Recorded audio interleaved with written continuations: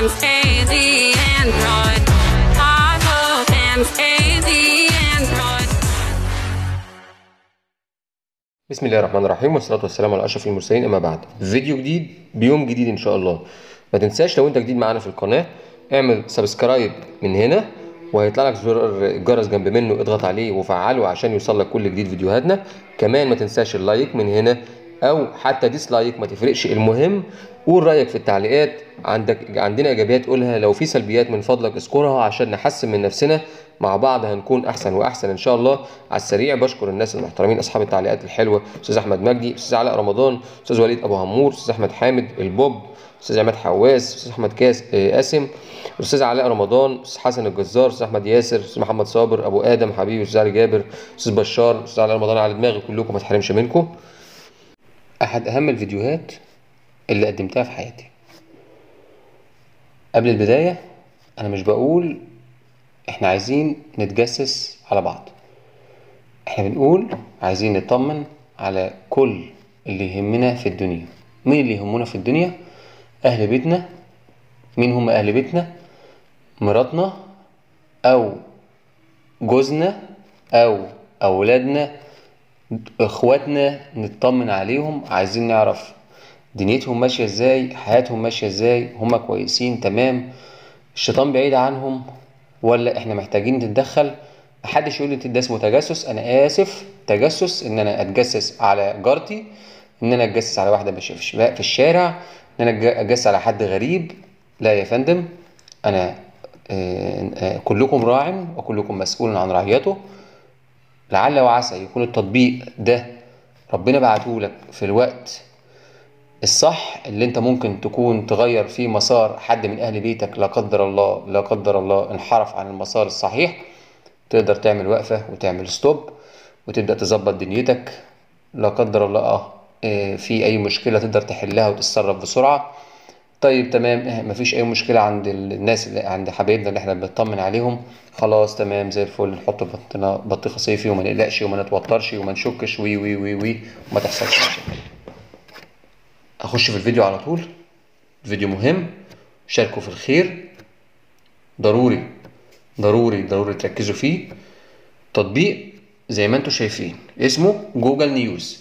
التطبيق ده لما هتاخده ببساطة كده هتبعته شير على تليفون اللي انت الشخص الحد اللي معانا في العيلة الجميل اللي احنا عايزين نطمن عليه، هتبعته في اقل من كسر من الثانية. ليه؟ لان التطبيق حجمه اقل من 3 ميجا، مساحته صغيرة جدا، مش محتاج روت، مش محتاج اي بتنجان في اي مخلل.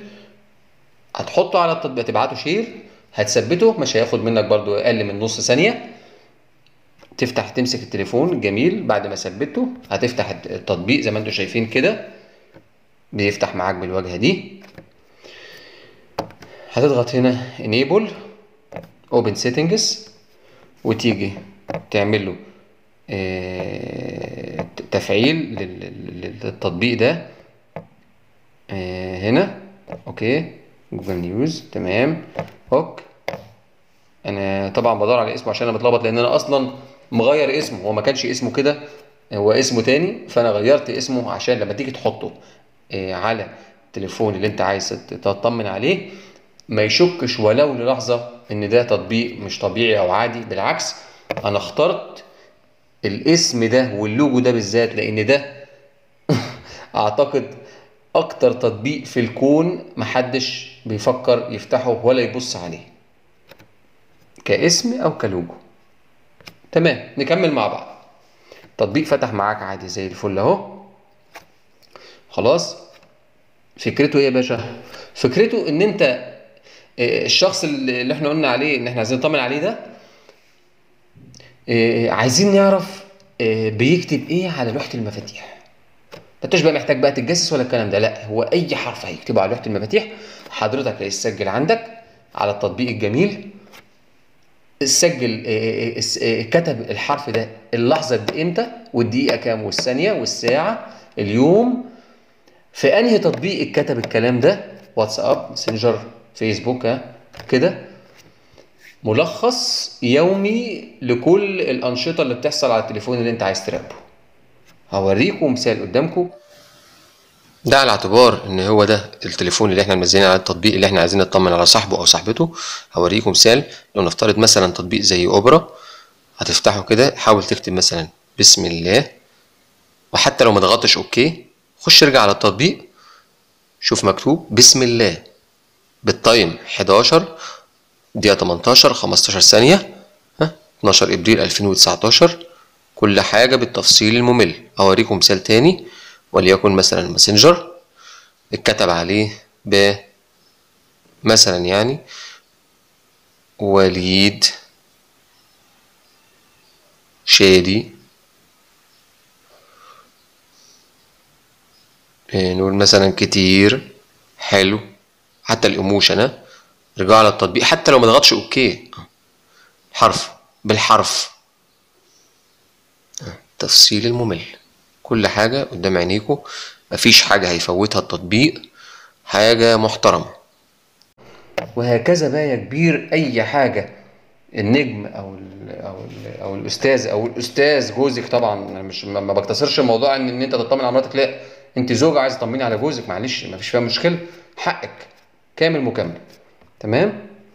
فانت حضرتك معاك الدنيا هتبقى زي الفل، وهتعرف ايه اللي حصل بالتفصيل، وايه اللي بيكتبه الاستاذ او الابله على تليفونهم. خلي بالك بقى من هنا، من الثلاث شرط دول، وهات السيتنجز الضبط، كمان هات السكيورتي سيتنجز، واعمل بين كود للتطبيق، عشان حتى لو نقول على افتراض ان هو فكر يفتح التطبيق، انت هتكون مأمنه ببين لوك، عمره ما هيقدر يفتحه.